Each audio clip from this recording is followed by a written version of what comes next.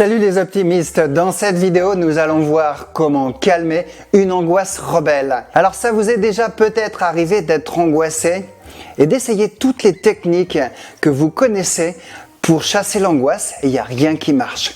Vous essayez de faire des respirations, de la méditation, vous utilisez les techniques dont je parle dans d'autres vidéos pour remettre en question vos pensées négatives. Et là, malheureusement, il n'y a rien qui marche.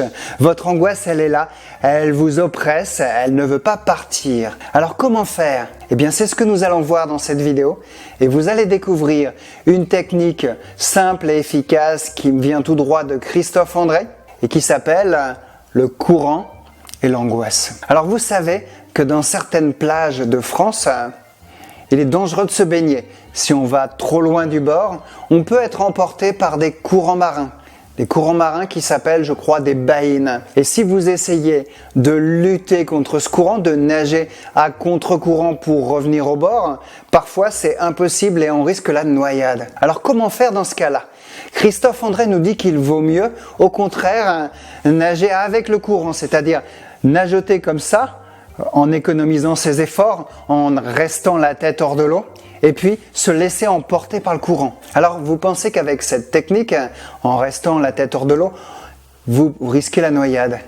Vous risquez beaucoup moins la noyade avec cette technique, car vous allez être au bout d'un moment ramené sur le rivage. Peut-être que ça va être 3 km après, mais vous allez être ramené sur le rivage. Les baïnes ramènent toujours les objets vers le rivage. Eh bien, c'est ce que je vous conseille de faire avec votre angoisse. Quand vous avez essayé toutes les techniques, il n'y a rien qui marche. Essayez de rester, de nager la tête hors de l'eau, de faire avec votre angoisse, d'essayer d'avoir une journée le plus normale possible. Et vous allez vous apercevoir qu'à un moment donné, l'angoisse, elle se calme. Quand j'ai commencé mon travail de thérapeute, c'était stressant et j'étais un petit peu angoissé. Il m'arrivait d'être angoissé le matin et puis de ne pas savoir quoi faire, d'essayer de méditer, d'essayer de chasser mes pensées négatives et il n'y avait rien qui marchait. Et puis je suis tombé sur cette histoire de Christophe André. Et ça m'a beaucoup aidé.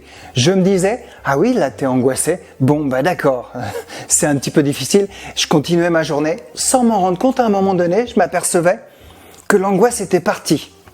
Alors ça pouvait être 2 heures après, voire à la fin de la matinée, mais l'angoisse partait.